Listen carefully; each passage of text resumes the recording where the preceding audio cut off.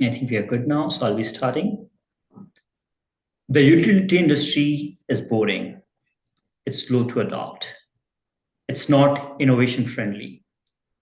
Well, these statements were hard facts few decades ago. But industry leaders will laugh at me if I use these statements loosely today.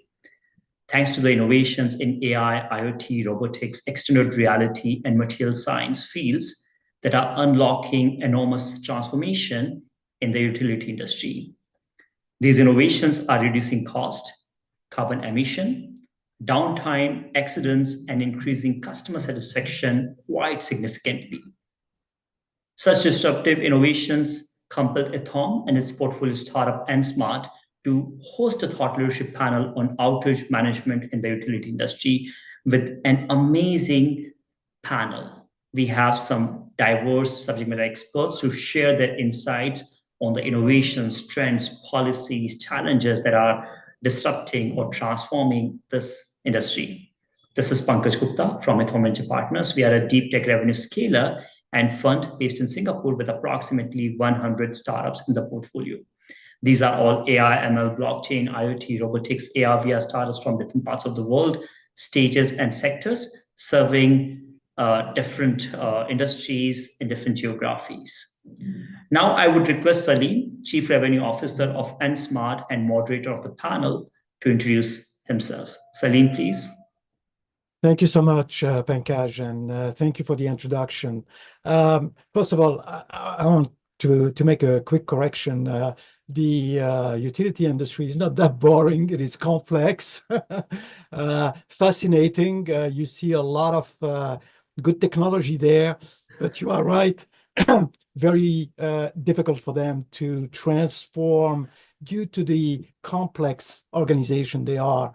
But I backtrack. So my name is Salim Bendris. I'm the CRO, Chief Revenue Officer at NSmart. I'm based in New York. Our company, NSmart, was launched 2 years ago. The idea was to really help utility companies go from what I would call legacy to digital solutions. And I hope what you'll hear today will give you a little bit of background history about the utility company. How do they choose and adopt, the solutions in order for them to go to the next stages and produce and provide, I would say, the energy that every one of us need, and increasing tremendously an increased demand on them.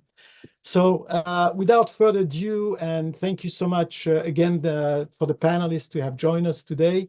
I will start my first question. Salim, I'm sorry.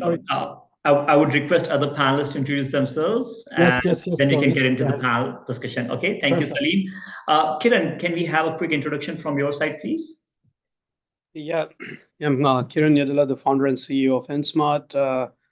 From a background of it, right? Like, again, I'm a technologist by heart and became a businessman by profession, and I have about 13 patents in the field of wireless communication, technologies. And we, prior to NSmart, we had a services organization deploying large-scale wireless solutions in utility companies across Europe, and that is where, we had extensive experience and exposure into the advancements in this industry, and we are taking that experience and bringing it on board here into the United States to make our utilities smarter and better. Thank you. Thank you. Thanks a lot, Kiran. Appreciate the quick introduction. Nick, please. Yeah, good afternoon, and thanks for the opportunity to work with you guys this morning and afternoon. My name is Nick Rancis. I am part of the innovation side of National Grid Partners, which is the corporate venture capital and innovation arm of National Grid. National Grid is a transmission and distribution utility, both here in the Northeast US, but also in the UK, where we operate a grid out in there as well. And it's a fairly substantial organization that similarly to the comments earlier, employs a lot of different technologies, both new and old, and we'll kind of get into there. My background is, first half of my career has been in startups. I've raised venture capital myself with a company through startup through IPO, as well as doing a lot of deep tech technology transfer through Fraunhofer USA, as well as a number of different national labs here in the US. So pleasure to meet you. Thank you. Thank you. Thanks a lot, Nick. Appreciate your introduction. Ravin, please. Yeah, nice to meet you guys. It's good to connect with, and thanks Pankaj for inviting on this panel. I'm Ravin. I lead the open innovation for Carrier Digital. And yeah, as you all know, Carrier is one of our market leader, and we're trying to build a very sustainable, intelligent climate solutions for our customers. And definitely there's a lot of interface with utilities, as our customers will be concerned about their electricity bills, and we really want to see how we can optimize that and provide them a sustainable solution. So yeah, I'm happy to touch on some topics that we are working on this direction, and look forward to this conversation and on there. Thanks. Thank you. Thanks a lot, Ravin. Appreciate that. AP, please. Good morning, everyone, and thanks for having me. My name is AP. I'm the Director of Customer Strategy with EthAum Corporation. For those of you who don't know, EthAum Corporation is one of the nation's US's largest energy service provider, and we serve Chicago and a lot of metros in the East Coast, all the way from South Jersey to Washington DC. So you can imagine we are pretty much serving a lot of three alphabet acronym federal agencies in the DC area. So a lot going on there. And about me, I've been with the utility industry for a little less than 15 years. The first half of the career, I spent more on the operations side of the business, transmission, distribution, the field services and various aspects. Briefly did some research in renewable energy resources and launching them. And since the past 5-6 years, I would say I'm more focused on the strategy side, starting with innovation strategy, then moving into investment strategy, and now on the customer strategy side of the business. Thank you. Thanks a lot, AP. Appreciate the introduction. And now I think as our audience can see, we have a pretty diverse set of panelists with a lot of interesting background and experiences. And I know Salim has prepared some really interesting questions, and he's eager to ask those questions and get insights from the panelists. So Salim, please go ahead, and let's take the hot sizzling take from our panelist, please. Thank you so much, Pankaj. And thank you again for the panelists to help us, go through the maze of this fascinating industry. So my first question is to AP. Today, as you see the changes and the acceleration in digital transformation, what are the main challenges you face as a leader in the utility industry, and how do you think emerging innovation like AI, IoT, automation could help address these issues? Oh, Salim, that's a loaded question now. So, yes, definitely there's a lot of help that we can get. The challenge, I would say, to start from the basics is, right, we most often than not, even my previous roles as the head of innovation for one of the operating companies within EthAum, right, when I look at that, we're often talking to the solution vendors who have a solution looking for a problem, basically, and that's a big challenge, right? So, but over the past, I would say decade or so, the industry has evolved, and the support structure has evolved so much that there's a lot of focus on utility-specific products or solutions, right? So some of the challenges, right, what we look at is we divide it between like IT technology and OT technology. There's like a software piece of it, and then there's a hardware piece of it, right? So when you look at that, specifically IoT, like, we've been looking at this very, closely in the past few years. And there's a lot of creative solutions that are coming out of IoT combined with, what we can do in the field. Like, for instance, the warehouse or asset management, tracking our tools. And if you extend it a little further to the traditional companies, right, there's a lot of distribution automation, which I would say is part and part like an IoT kind of a style technology that does a lot of, automation for us in the field, like a hardware solution that really helps manage our grid better. When it comes to the IT side of the space, like, AI is the new buzzword right now, but before that, if you take one step back, it's data analytics. Data analytics has proved to be a really great tool for us in different forms and shapes, especially when you're managing a large customer organization like ours, where we have like about 10 million customers that we have to serve on a daily basis.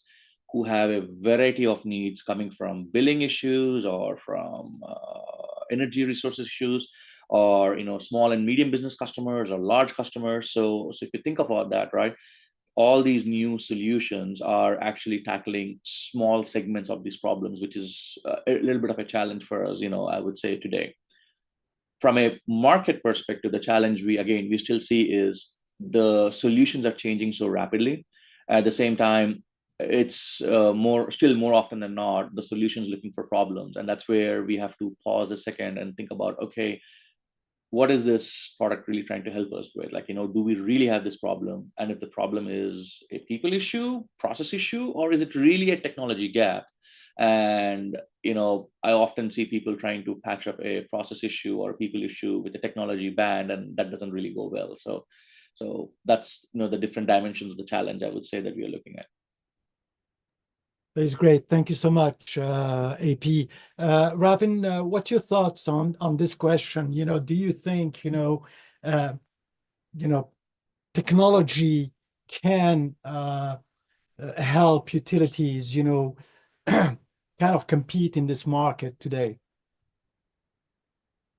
Yeah, I think, definitely yes. I think thanks for that question. I think I would definitely align with what AP said. I think there's a lot of opportunities or gaps that technology can fill in. Even at Carrier, I think a couple of years back, we invested in a company called EthAum. So it actually looks at your electric usage at a consumer level and tries to provide some credits that you can actually take it back. So these are new business models that are emerging with the use of technology, monitoring and your usages. And then definitely we are trying to leverage, and there's a lot of growth in the home energy management systems. I think that's where a lot of money is being pumped into. And Teslas of the world are also trying to get into that space because that's where I think if 35% of your consumption is coming from HVAC, I think that's where Carrier is really interested to see how much savings that we can generate with the use of AI and prediction models and optimization in our circuits to make sure that it saves you some money at the end of the day, but also gives us some information about your condition or the asset maintenance for us to do predictive maintenance more proactively to help our customers. So yeah, I think it's across the board, right, from aftermarket service to also looking at the grid and also working with them closely to figure out some new business models with OEMs like us in the play. That's my thought there. Thank you, Ravin. And Nick, maybe some thoughts on this from your side of the business? Yeah, certainly. I mean, I think it's interesting to hear, and certainly interesting to watch the marketplace of different solutions that are coming out and kind of entering the utility space, right? Utilities are notoriously large, and it's the ultimate customer for a lot of different startups. I would challenge the utilities, right, themselves, right, and it's not just the startups that have a hard time convincing utilities to procure and scale certain technologies. It's also on the part of utilities to correctly define our own problems, right? These are massive organizations that are inherently very risk averse, very siloed, and although with the greatest intentions are at mind. One would define a problem very differently in one part of the organization versus the other part of the organization. And so I think we as utilities need to be a little more, self-aware, maybe a little more humble. I think when it comes to problem statement, identification, rallying around a specific problem statement, and then advocating that to the startup community. There's no shortage of problems, but I think what is the challenging thing is to really wrap our head around it and agree to that. Regardless of it could be hardware, AP mentioned hardware, software, or even just kind of integration technologies itself. Utilities have got a lot of, have to come pretty far, to essentially to agree upon ourselves. So, it's a call to action to the startups, but it's a call to action to the utilities. Thank you, Nick. Very well said too. My next question is to Ravin, and of course, AP and Nick. I will come to you also asking the same question. So, Ravin, what technology do you see or foresee making the biggest impact on the utilities space today? Yeah, I think this is basically a kitchen. I think it's basically a chicken and egg. It's a broader umbrella, and we figure out which subset of AI is relevant, and which is more matured and which is more adaptable, as well as cost effective. So if you ask me, maybe 10 years down the line, I think there's a lot of evolution on quantum computing, and we are currently talking to a couple of them in that direction. But I think to even get there, I think there's a lot of work that needs to happen, the pre-work, in terms of making sure our data warehouses are structured and making sure that the data quality is high to make sure that the AI models are really telling us the story that we want to hear. So I see a lot of AI deployments in the aftermarket service. I think that's where a lot of OEMs are looking at, because I think in a traditional world, I think you're seeing about maybe it used to be 80% net new revenue coming through finished goods, and then 20% aftermarket. I think that dynamics is changing. I think today companies are looking at 50-50 or even 50-40-60. So that shows the power of your life cycle solutions, not just only selling a product, but you're selling a service now. I think that mindset is very much prevalent across the board. I think everybody wants to sell a service, not a product anymore. So I think that's a big market dynamic that have happened, and we'll see a lot more of that happening with the growth of AI in some of these areas, giving back the data back to the OEM to really build finer products, and also be proactive with our customers and meeting their needs. And that's where I see Thank you, Ravin. Nick, thoughts on this? How do you see or foresee the technology impact, the biggest impact? Yeah, I mean, any technology has to solve fundamental business challenges of utilities, right? And so, speaking from a electric and gas transmission and distribution utility, a lot of our challenges are doing more with less, essentially. And so, using existing assets to grow, right? We want to essentially look at grid expansion. There's some massive numbers of nearly like 100% growth over the next 20 years or even 10 years, depending on which area. So expansion is a big challenge that we see technology fitting into. Addressing the intensification from climate risk, right? I think this is something that we're seeing more and more and more. Again, technologies that allow our assets to last and be more resilient through these types of macro challenges. I think also we have, aging infrastructure, right? And it's again kind of making a lot of our existing assets perform in ways without having to essentially rip everything up and replace everything from the go, but using existing assets to perform over the long run. And then serving that load growth in particular around everybody wants to electrify everything in this day and age, but that requires more capacity to serve the customers across the board. So software, hardware, it's really an all hands on deck environment. Thank you, Nick. AP, your thoughts on this question? I should say I really like Nick's answer. So can I just tag on that one? No, just adding to that, right? Definitely, one thing that resonates very well with us is the aging grid or the aging infrastructure, right? There has been a very quiet period, almost like a few decades of zero investment going into the grid just to do the basic maintenance, with the thought that, hey, the load is almost stagnant. And suddenly we are seeing a huge boom, and the booms because of the electrification, like EVs and other things. At the same time, the large load, like the data center boom, the AI boom now, which is almost 5 times more than the data centers, right? That's creating a lot of opportunity and also a problem as well, right? So and how we can leverage that again, right? That is one aspect, which is the big hardware piece aspect of things. but then there are certain policies coming into place, and like, for example, like FERC, 2222, like, so with that, there is a lot of potential for the peer-to-peer transactions or community-to-community transactions that can happen. And based on what we understand, the customer is looking for the utility to play a role in that, like, probably a marketplace or a mediator, whatever that format is, right? So that is not a space that any utility has played before, at least in the regulatory side of the business. So how do you manage those customer expectations while you're ensuring that your grid is still up to date to manage all these things?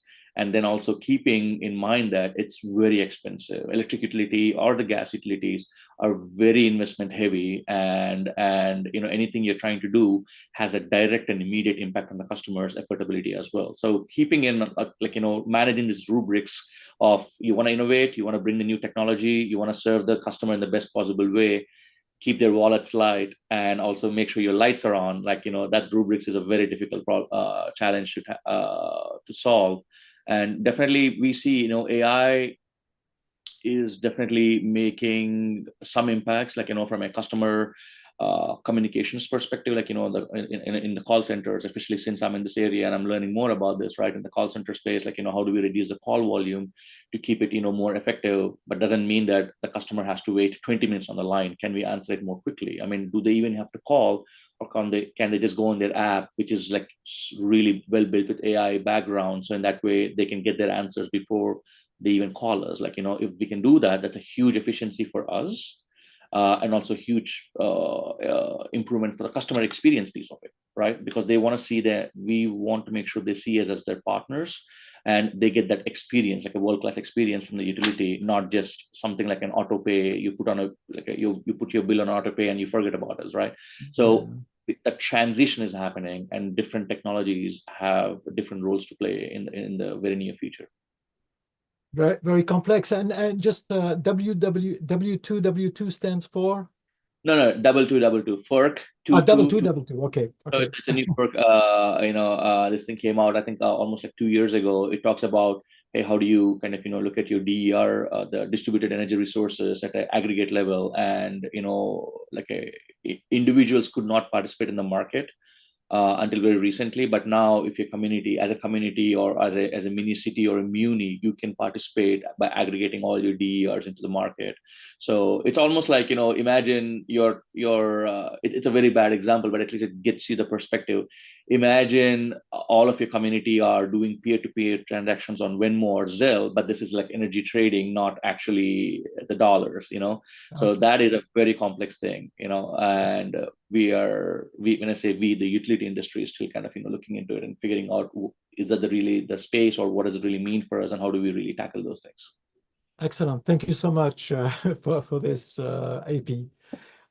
My next question is to Nick, and from what you heard, today, how do you view the role of startups in disrupting the utility industry? Are they effectively integrated into the existing ecosystem, or do you see areas of improvement? Well, yeah, that's a very self-introspective question. I think there's a lot of opportunities for utilities to essentially accelerate the adoption, and in particular, the area between pilot and scale. Right, I think this is inherently where a lot of utilities struggle if they don't have that support infrastructure in place. Within National Grid Partners, we not only have the ability to invest within startups, but an entire team dedicated on integrating, right, the different technologies within the different business units, right. And this is an exercise working with procurement, legal, the business units, in concert to essentially provide that seamless transition. Now, I underscore seamless because it's definitely a journey full of bumps, right? And as I mentioned earlier, utilities are that strategic, long-term customer of startups. I would encourage startups to, in parallel to looking at the long-term strategic billion-dollar customers, being utilities, also look at tactical customers as well along the way.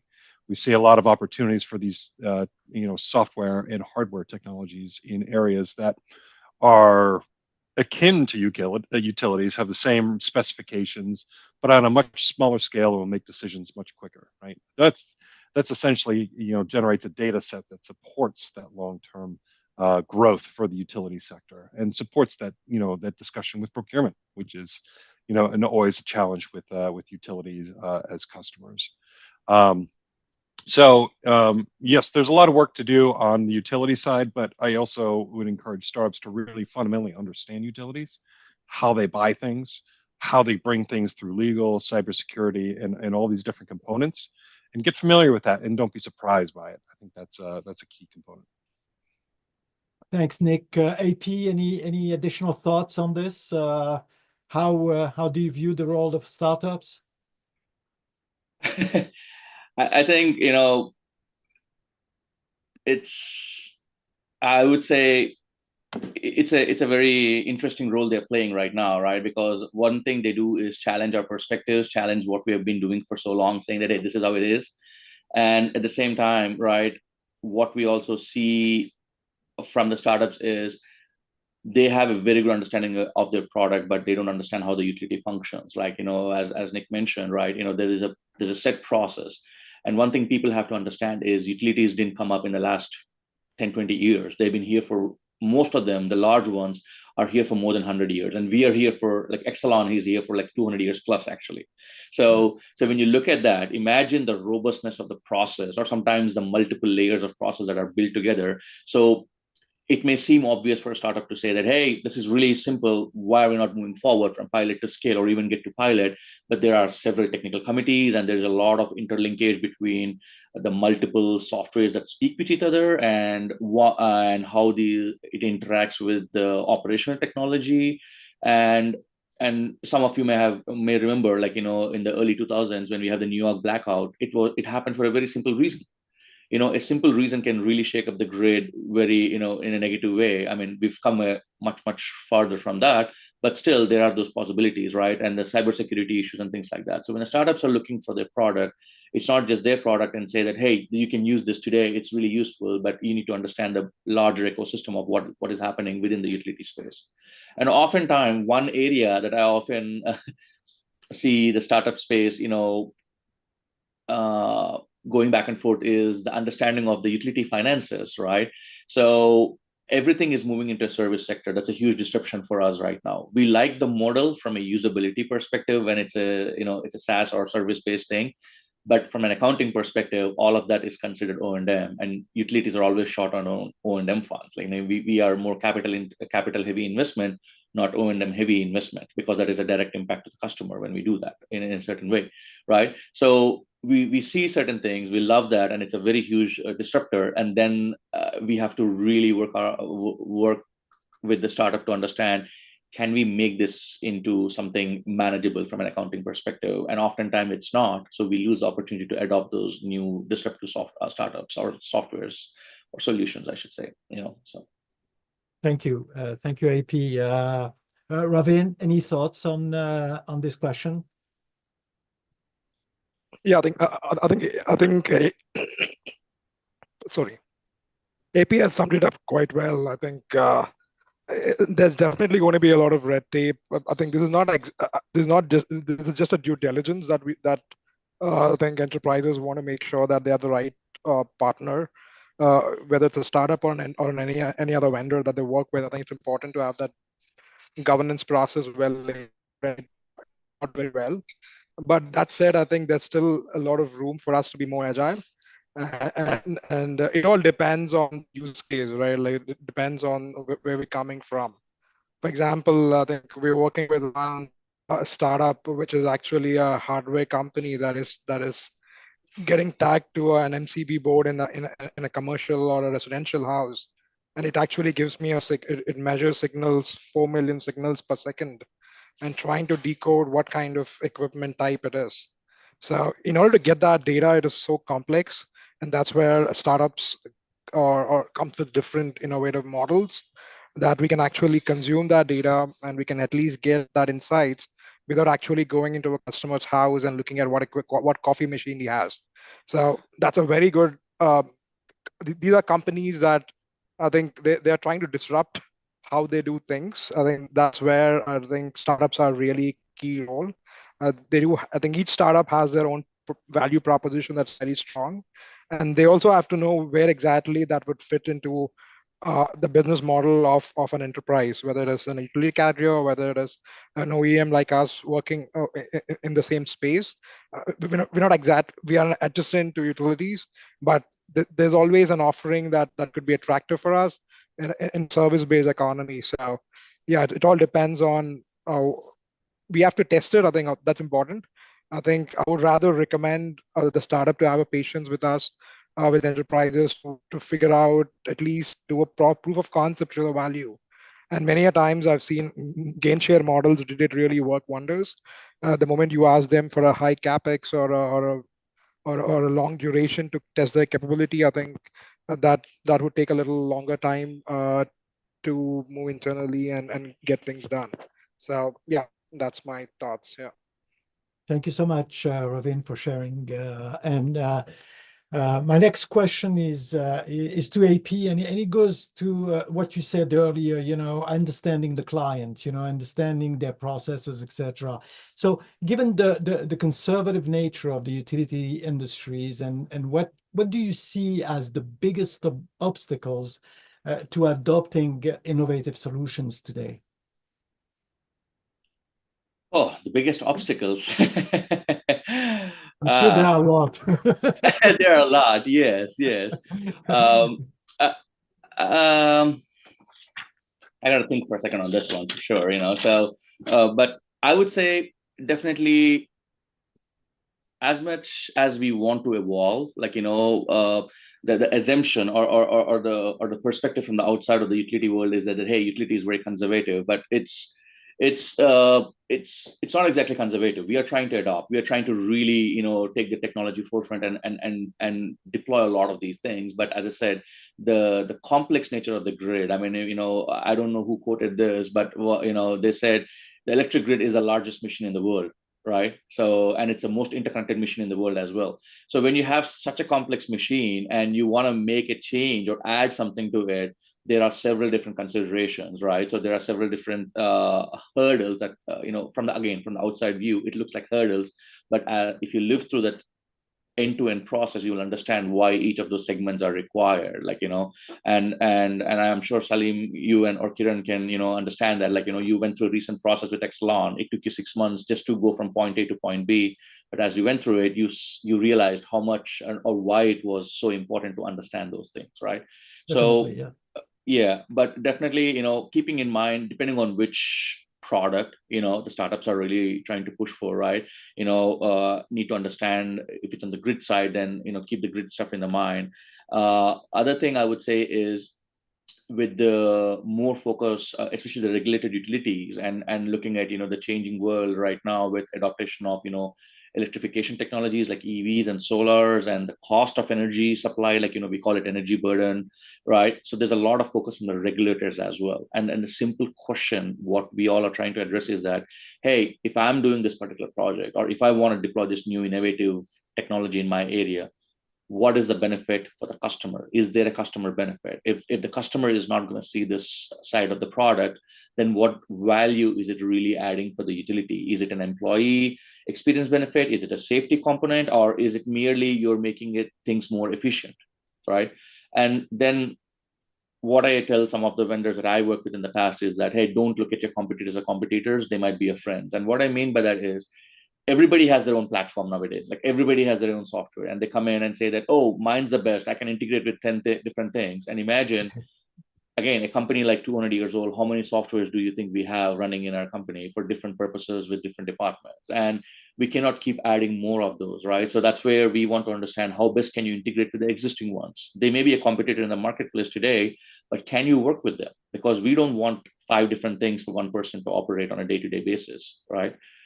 So those are the certain things I would say, the hurdles that we go through. And again, coming to the accounting piece of it, right? If you cannot justify the accounting factor, then it's a very uphill battle for us. We are capital intensive, as I said.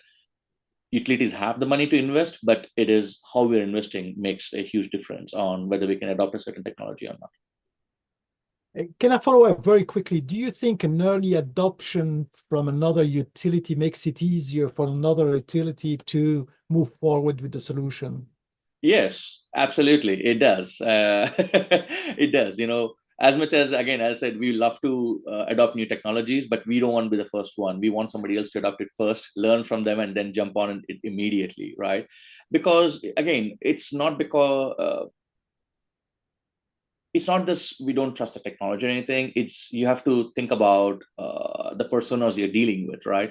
Because for past 30 years, at least from what I've learned, 30, 40 years, there hasn't been a lot of investment, especially on the modern technology investment. We might be buying transformers, laying wires and pipes, but not the technology piece of it. Suddenly all of this technology is hitting us and we are like, hey, we never use this. We don't know what it's going to do for us. Is it really, on paper it looks really nice, on the pitch decks it really looks really nice, but we don't know that.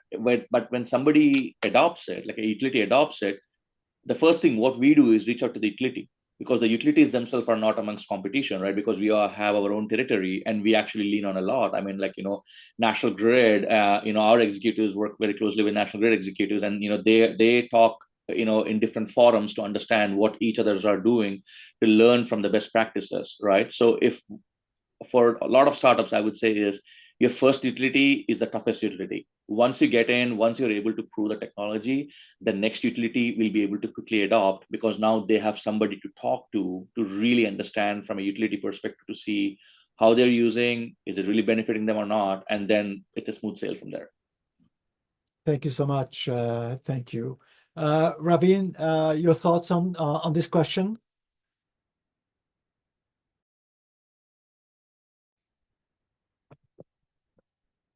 Yeah, I think it definitely it helps. I think if they already have a paying customer in our same sector, I think it really builds a lot of confidence, because they've done the entire checklist. They're completely compliant with the regulations. They know what the industry wants, and they might have made some pivots already to make it work. But that's, I think, that said, I think the moment we look at a new technology, I think, at least from where I'm coming from, we always look at it maybe 2-3 years down the line, to understand where this can actually impact in our value chain, in our business, in our service model. And if that is something that is very much compliant, this could be an interesting solution, or a data point that we want to offer to our customers. I think it's important to at least start testing this technology, because there are teams within the organization. As large as this, we have different geographies, different teams working on different localization problems. What might work for China may not be relevant for Europe. So it's also important as an innovation practitioner to keep a tab of what's happening across, and what new business models are evolving in each countries, and try to cross-sell across, or cross-pollinate some of these thoughts, and see where we can get that capability. Maybe we need to work from the enterprise, an additional layer, and then these localized partners could be connected via an APIs in each of countries we are operating in. So yeah, that models is also emerging based on the need, based on the business model disruptions we are seeing today. So Thank you, Ravin. Nick, anything you can add here from what you've heard? No, I think, no one wants to be the first in line in the buffet, right? And so I think getting the data right is critical, right? I think data, case studies, right? I think case studies that promote other utilities to relate, right?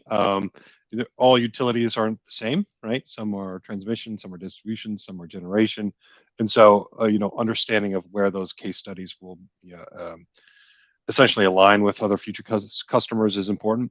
But I think most importantly, it's defining the value for the utilities.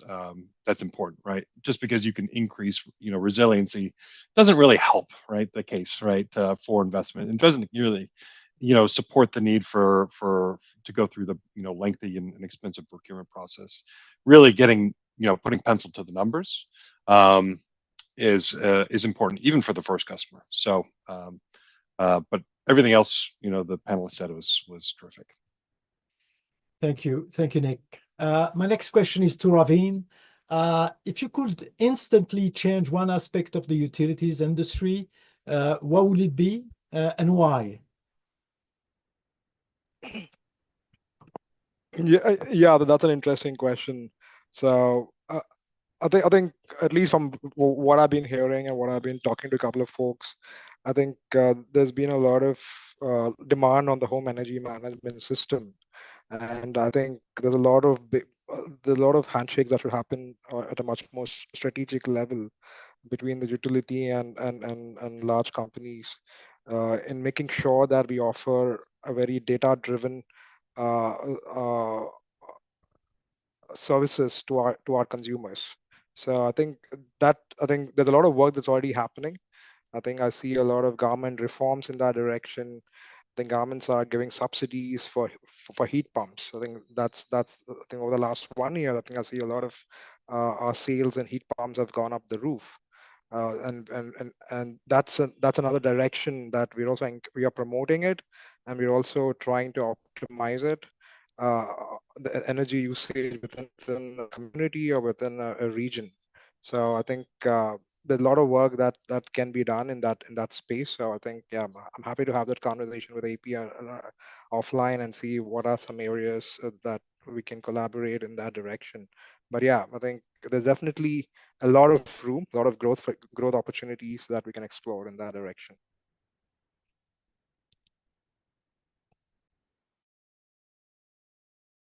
Salim, you're on mute. Am I on mute? Okay. Anything to add here, Nick? If you had anything, if you could instantly change one aspect in the industry? Yeah, and again, this is a very introspective question, but given the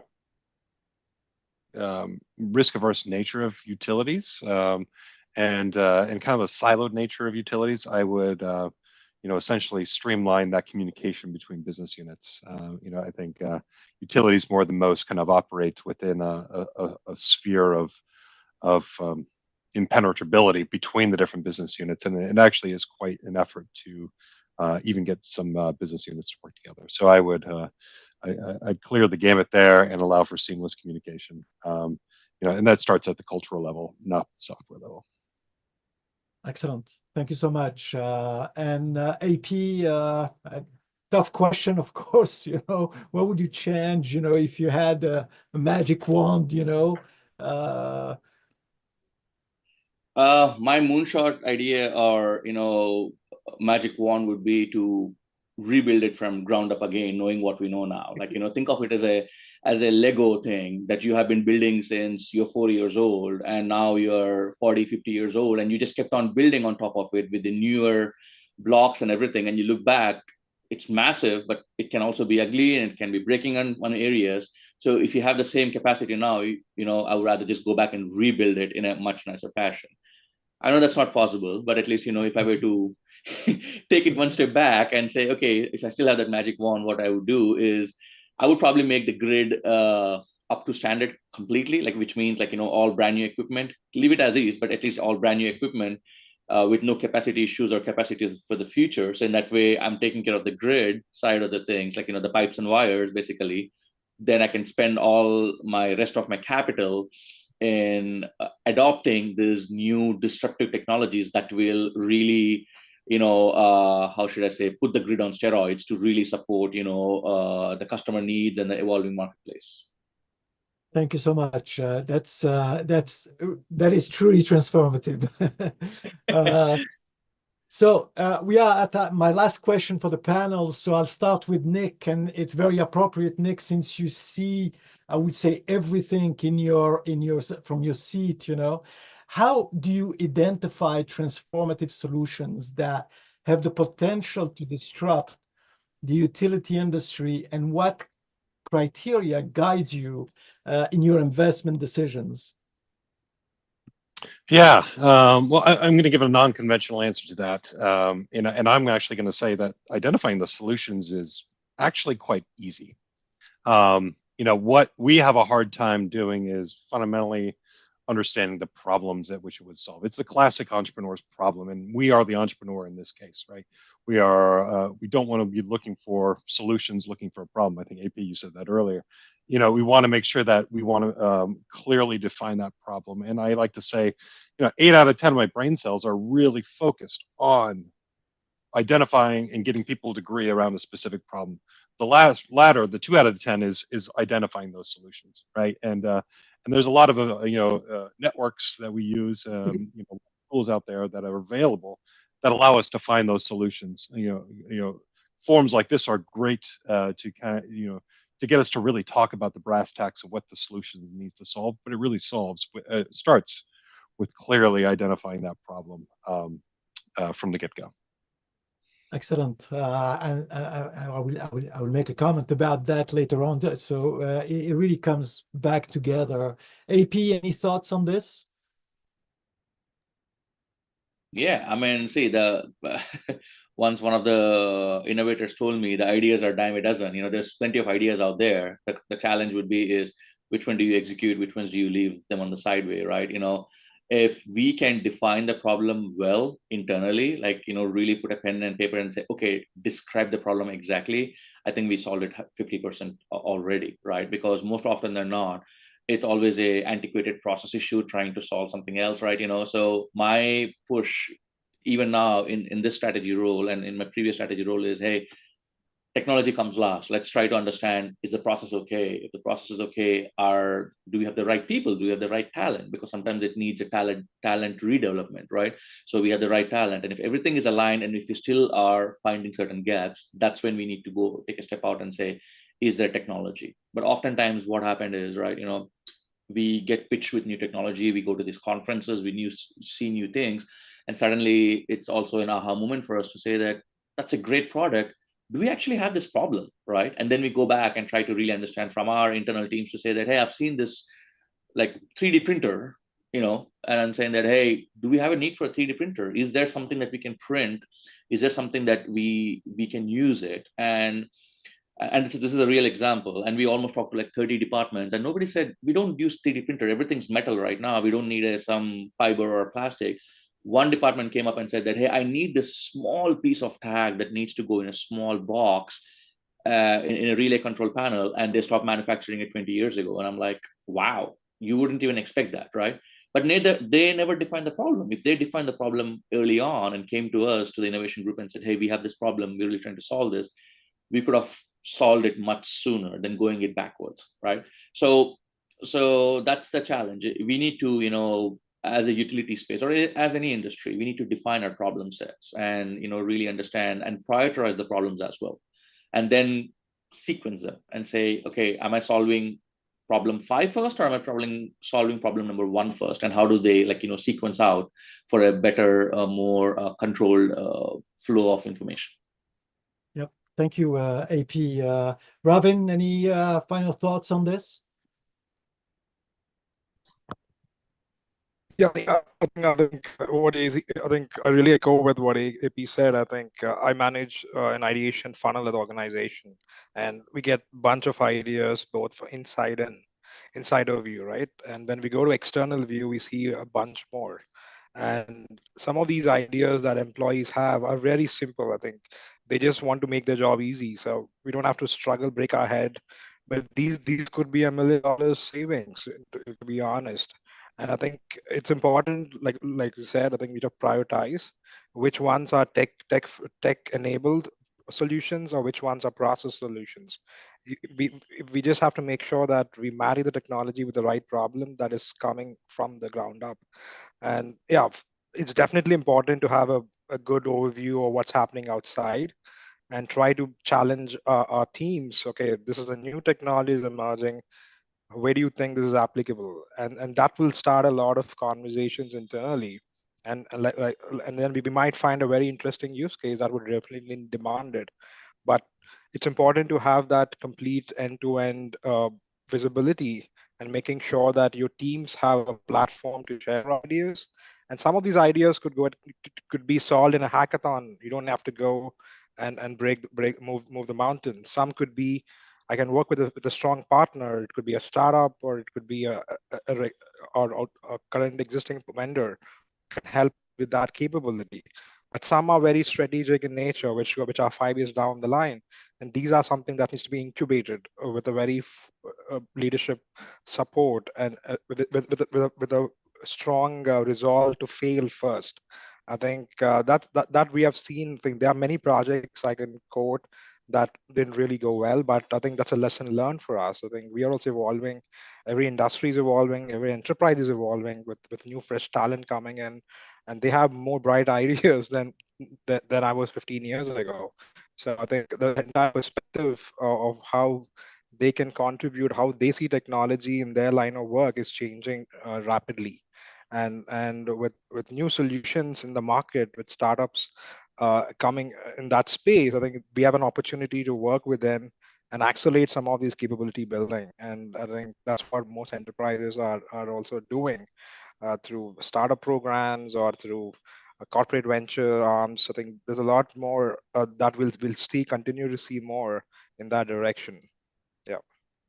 Thank you so much, Ravin, and very, very to the point. And I think all of the three panelists, really you touched on the same, I would say, response, when it comes, how do you innovate and present solution, to the utility company or any clients, you gotta have solve a problem, first, and you solve this by having that discussion instead of coming with a fully packaged solution. It has to be adapted to the client and the buyer. So that concludes my question. I would like to extend my thanks to all the panelists for their invaluable insights.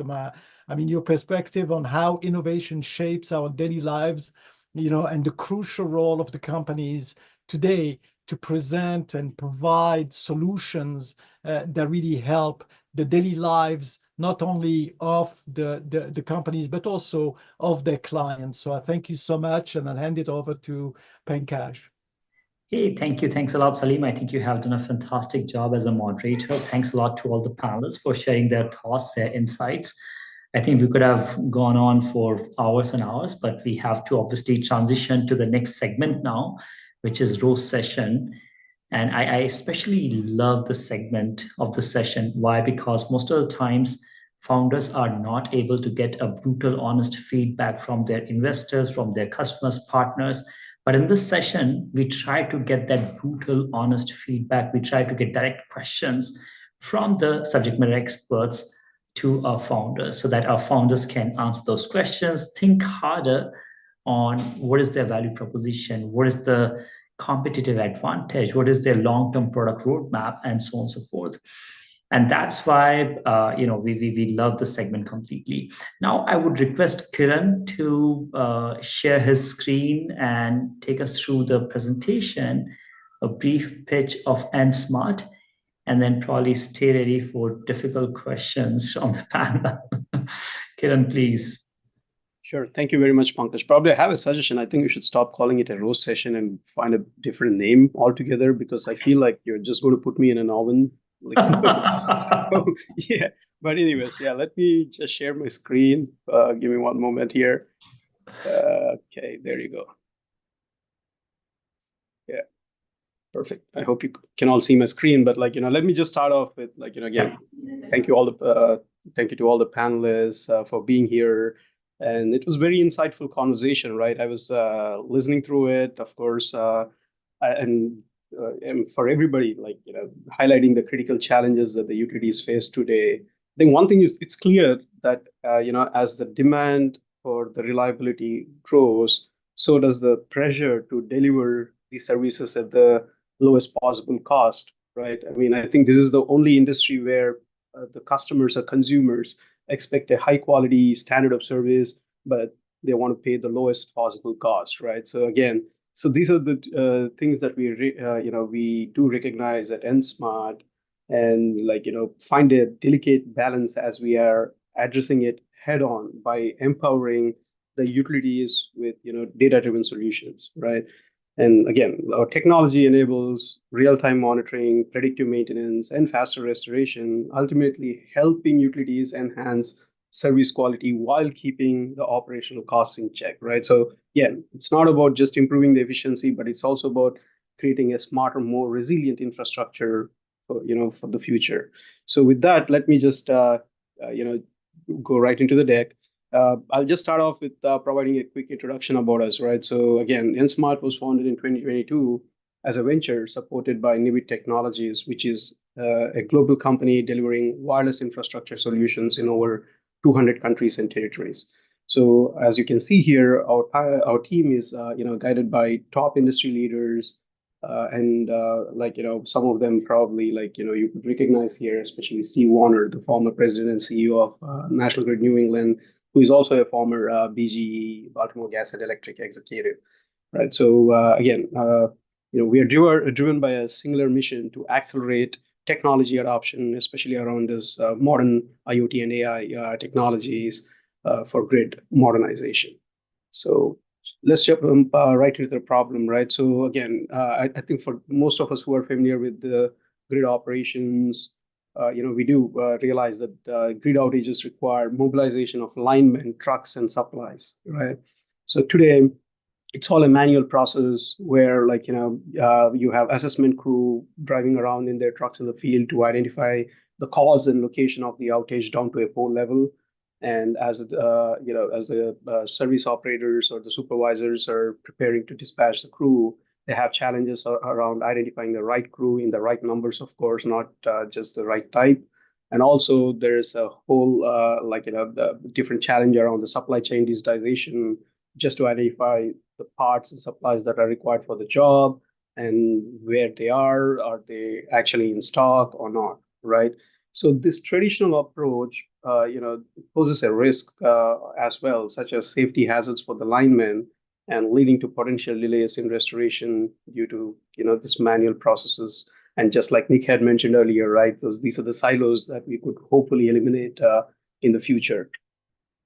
So again, without real-time data, prioritizing and dispatching crews is inefficient. Here is a high-level overview. I'm not going into the stats in detail in the interest of time, but it's a very, as we can see here, the truck rolls, the inefficient truck rolls lead to delayed repairs, extending restoration times, and all these challenges do underscore the need for digitization.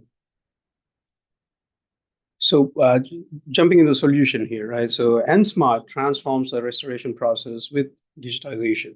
So using smart sensors, we provide real-time data on the location of outages, ensure crew have the right tools before they reach the job site, and automate supply tracking, guaranteeing the material availability for the job, all integrated into a single dashboard. And how we do that is using a smart network of sensors across the distribution poles, providing that edge intelligence where whenever there's a pole impact, we are sending a real-time alert to the supervisor or to the service operators, and also providing data insights by combining it with the equipment or the assets that are on the poles, so that the supervisors can make a thoughtful decision on, hey, the pole is intact, but I have an outage alert in my OMS, so it's possibly an equipment issue and not a construction issue, right? So they could dispatch the right technicians, and with sensors or tags, just like our Applet tags, and I think I have a sensor here that goes onto the tools and equipment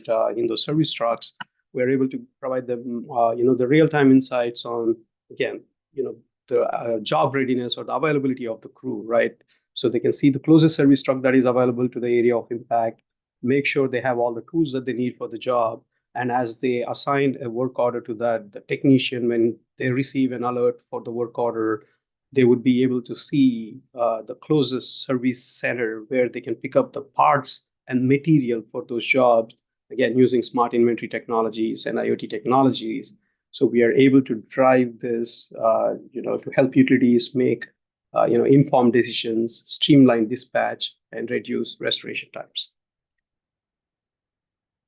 So again, so what are we bringing on the table with these technologies, right? Just like we have talked about in the past, right? So it's a technology but the technology is not the first thing, right? So what are your primary challenges, or what are the utilities' primary challenges today that this technology can help resolve, right? So, and again, I mean, like as you can see here, we could accelerate storm response with instant damage assessments, right? Because we are able to give you the real-time information of the impact that the storm has created in your distribution or service territory.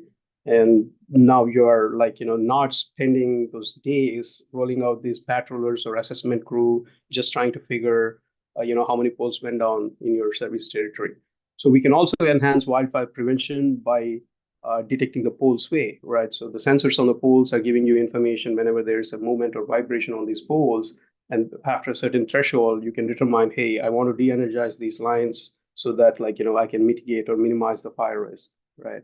And also we can enable remote outage assessments. And again, if you're serving remote territories, certain assessments take like just probably a 1 or 2 hour one-way trip on this truck to figure out what happened, right? Again, so this can bring in efficiencies in all those truck rolls.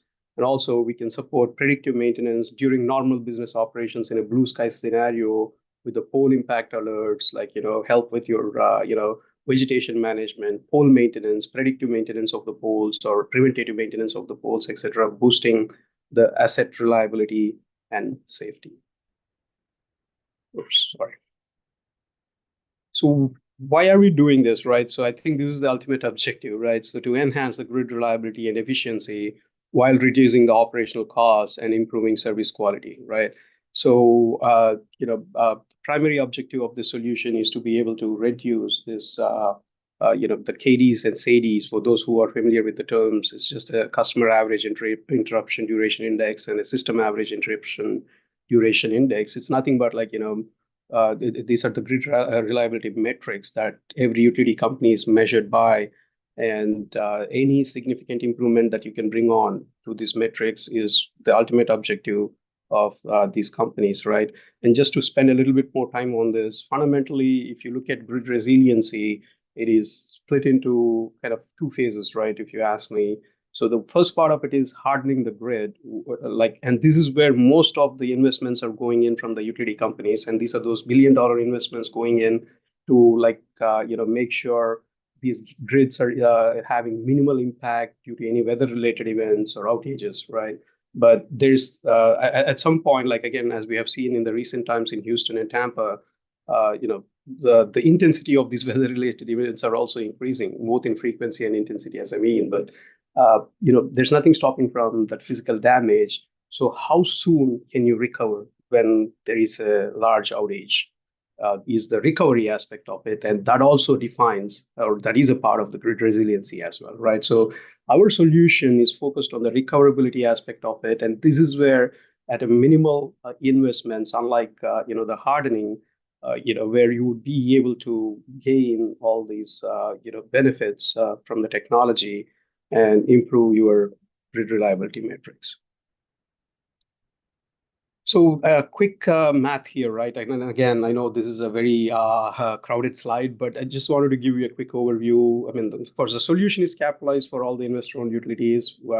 But when we do a quick cost-benefit analysis and a breakdown, what we did realize is again, we took the KD and SAD numbers for US average, just because it's not a specific utility that we are talking to here. So a minimum of 1% improvement in one of these interruption indexes can save about $2 million on an average in avoided restoration costs to the company, right?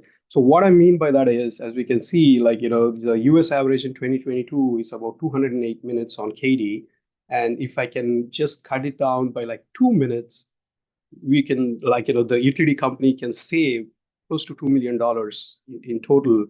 And if you kind of on the other side of the things, the type of investments that you're looking at is kind of as low as $5 per asset per month, which again, for an utility company with 100,000 customer base, let's take it as an example, is spending only $1.5 million in investment per year, right? So that is just to give a quick comparison on the ROI. And if you do a quick math, it's like you're getting over 3,000% in returns. Oops, sorry. Yeah. So, and again, so why Nsmart, right? Like, again, there are so many technologies out there that are able to monitor the grid, in terms of sensors and whatnot, or inventory management systems and fleet management systems. But what Nsmart is doing here is it's simplifying the fragmented and complex IoT landscape with a straightforward plug and play approach by combining these various aspects of grid operations modernization into one platform, right? And we are able to do that using our proprietary and smart edge gateway, which integrates, the hardware, the right type of connectivity, and the data from these multiple sensing technologies into a single cloud-based dashboard. So just from an analogy standpoint, think about it as Amazon's Ring, right? So if you have Amazon Ring at home, you have all these different sensors, door sensor, water leak detector, temperature monitor, even the cameras for that matter, right? But it's just that, like, you have a single application and you have a single gateway or a wide, hub that they send you that you plug into your wireless router. So it's the same concept where, like, as a homeowner, you're getting a centralized view of your home. So as a utility operations owner, you would be able to get a centralized view of all your grid related assets so that you can, have those, data insights for your decision making process. So just a quick slide on the traction, we launched an operational deployment with Baltimore Gas and Electric, which is an excellent company. And thanks to AP here, he has been very instrumental. I mean, during his innovation days, that is when we launched this product. And he moved on, of course, but again, we were able to push this through the operational deployment with Exelon. And we are also simultaneously working with other utilities that you can see here to expand our solution. And by end of next year, we aim to have at least 3 production customers.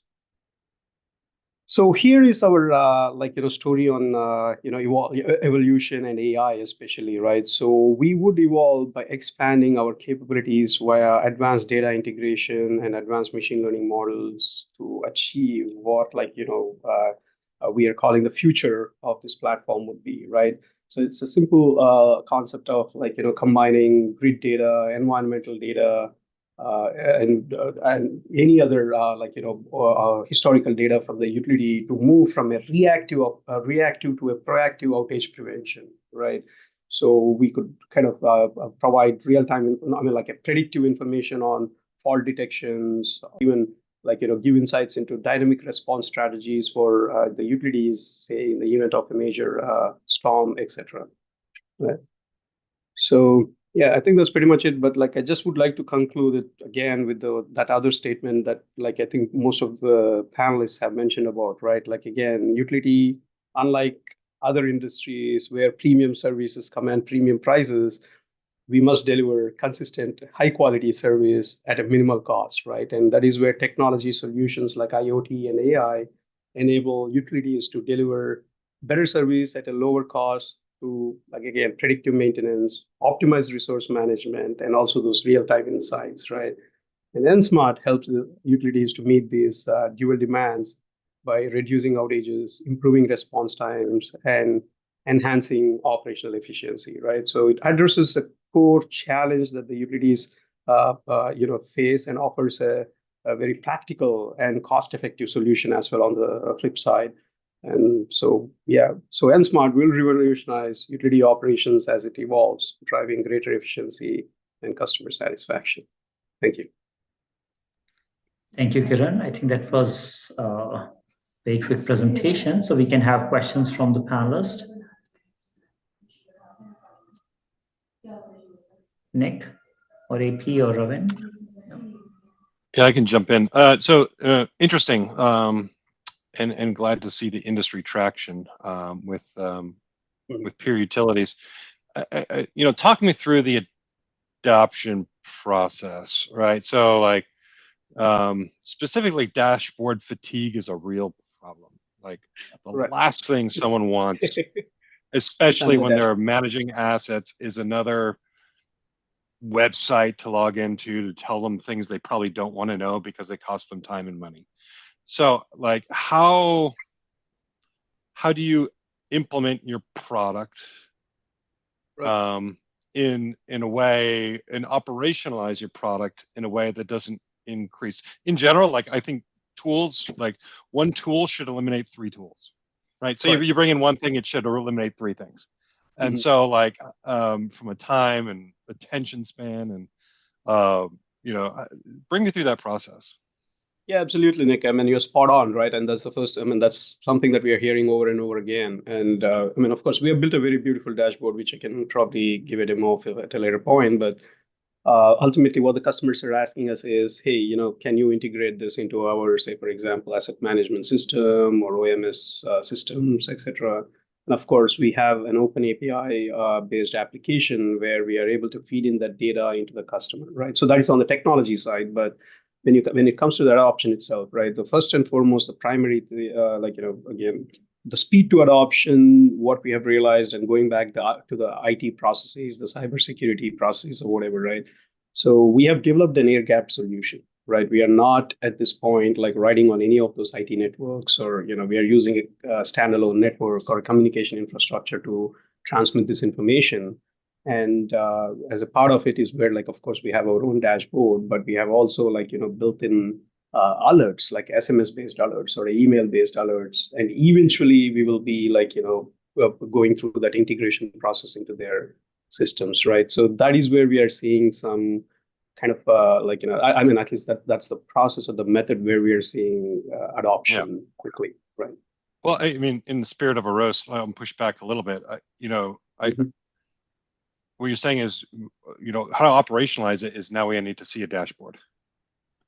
At this point, I mean, like it's a combination of seeing a dashboard or using your notifications via email or SMS. So just to give you a simple,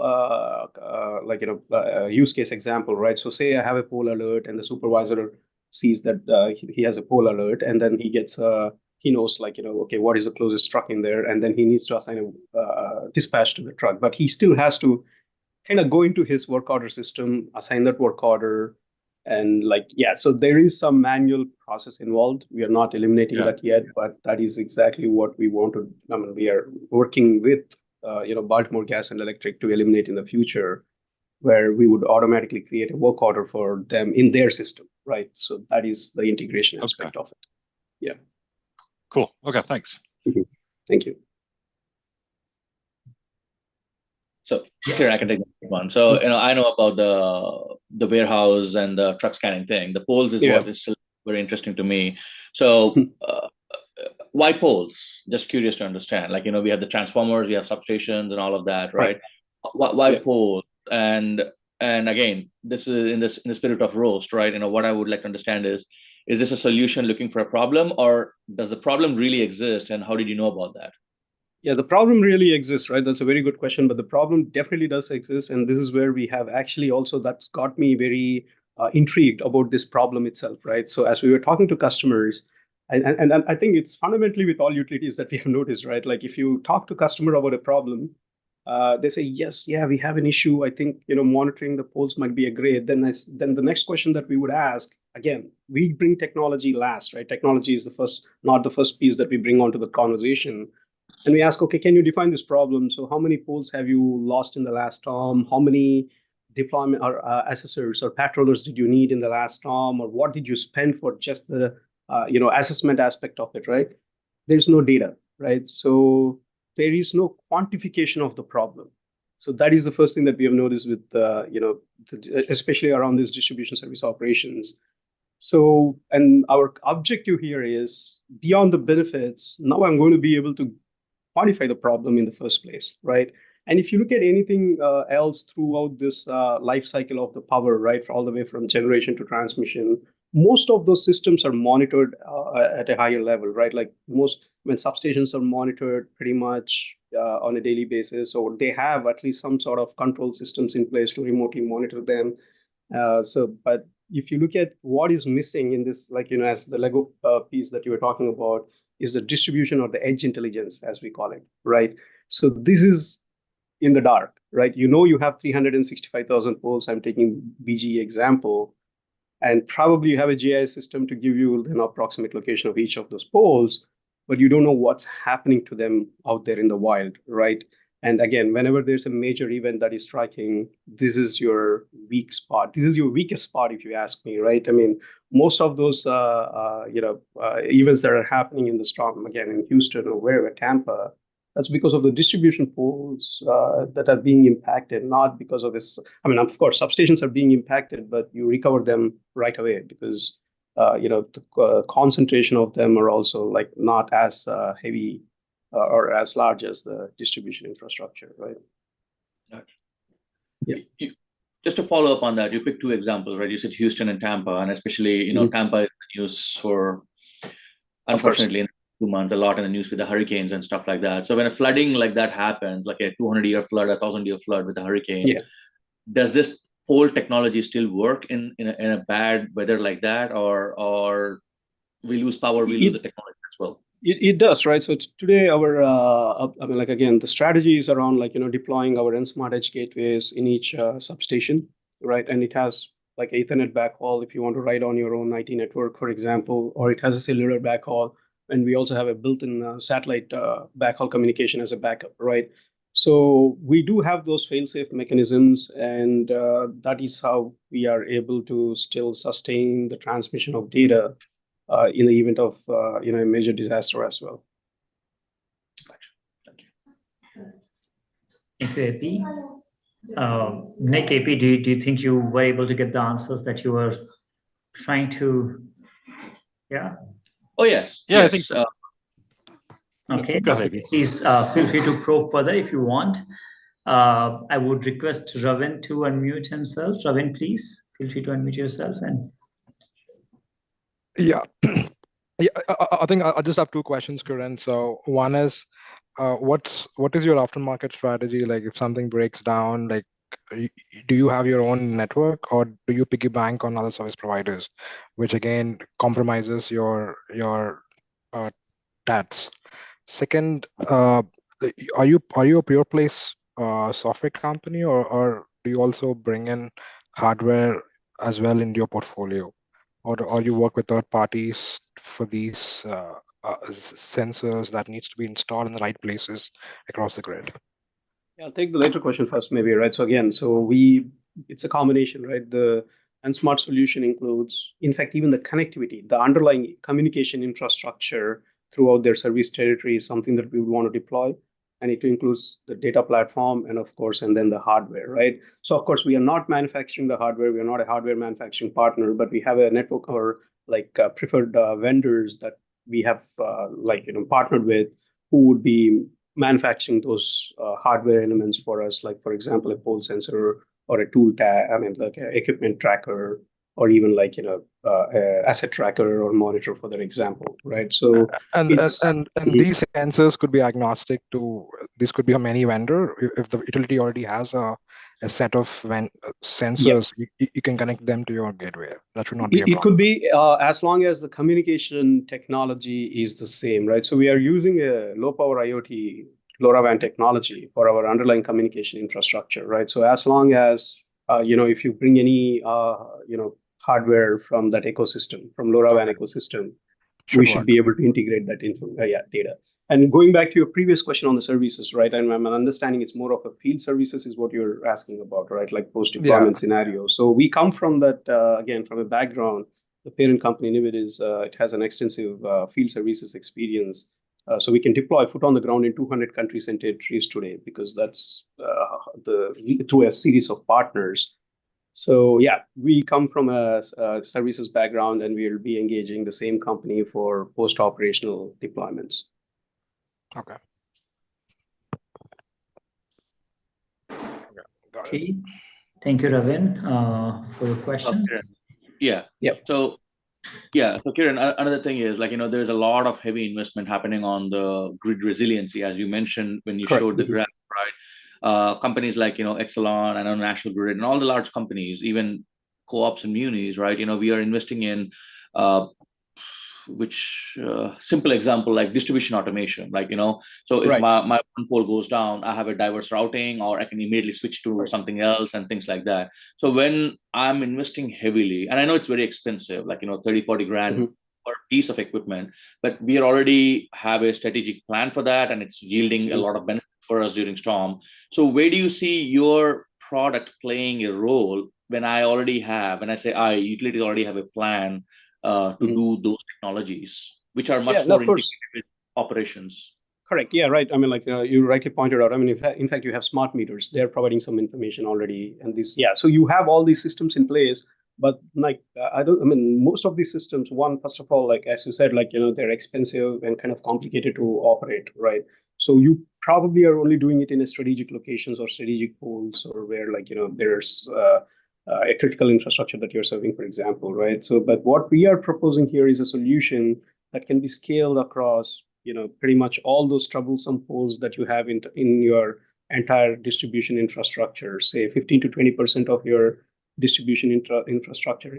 Again, a general study that we did did in the Northeast, about 15 to 20% of them are those poles that are having these frequent issues, for example, right?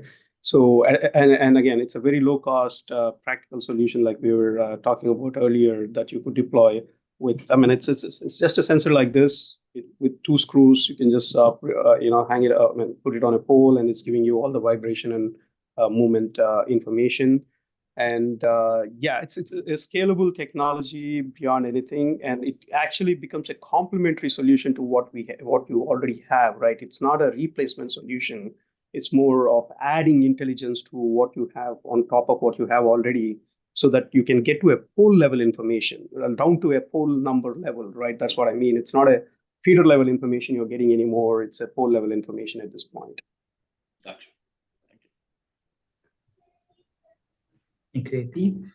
And Kiran, Salim, I think this is a fantastic time to get some insights, get some guidance from the subject matter experts. If you have any questions on, hey, how my product roadmap may look like, or what do you think about the go-to-market partners or SI partners, feel free to take those recommendations from the experts over here. I think thanks a lot, Nick, AP, and Ravin for your questions, for your feedback so far.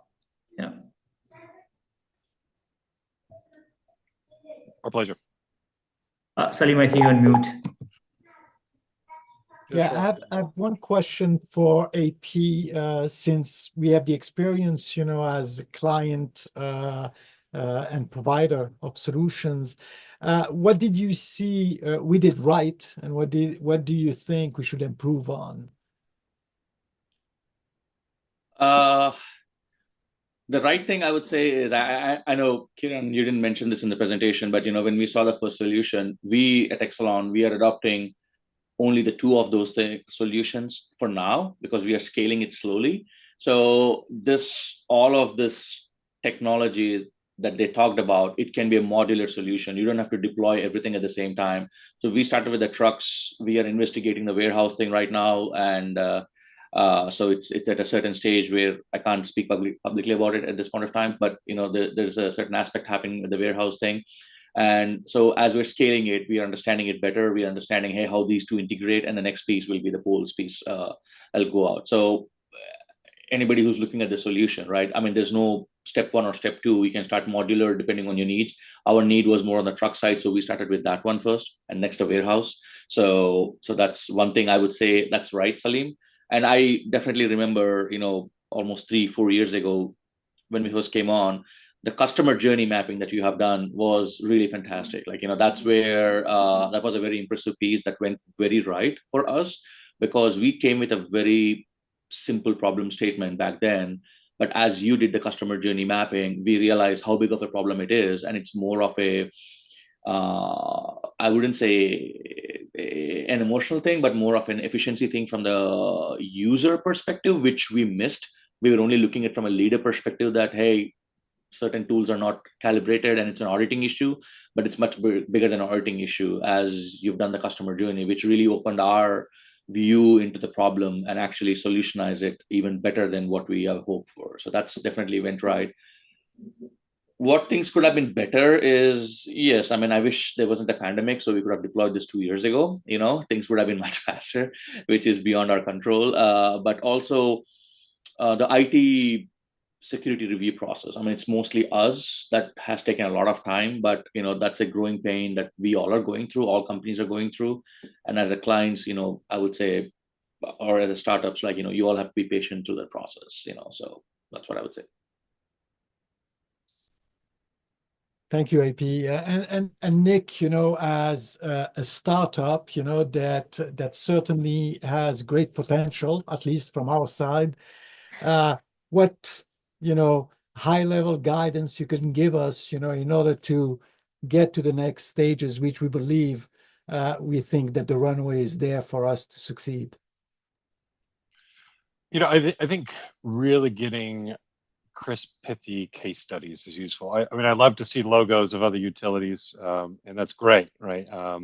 But I think it's really good to humanize the case study as well, and bring in, what you did, who cares, and how much it saved, right? And really being specific about it. Again, logos are good. Kind of qualitative graphs showing, this and that are good, but really getting specific on the numbers, I think, is really, going to be helpful. Thank you. Thank you very much. And Ravin, any thoughts there? I know we had a conversation some time ago. Yeah, I think it was really good to understand. I think the broad spectrum of services that you offer at EnSmart. And I will definitely socialize and see what opportunities we have in this space. So I think we are more enabler. I think we are a consumer of utilities. So definitely, I think there's a lot of work that's already in roads that we are already working in that direction. And if there's any opportunity, especially on the grid maintenance side, I think now I know where to go, who to reach out to. So thank you. Thanks for the opportunity. And and I really like what you guys are doing. Yeah, very high impact projects. Thanks. Thank you so much. Thank you. Thank you. Thanks a lot, all the panelists. And thanks, Salim and Kiran, for this fantastic session today. I think this is just the beginning. We need to reconnect in the next few weeks and months and see how we can collaborate and support each other. So again, thanks a lot for your time today, and we'll reconnect soon. Yeah. Take care. Bye. Thank you all. Yeah, Thank you. bye. Thank you, everybody.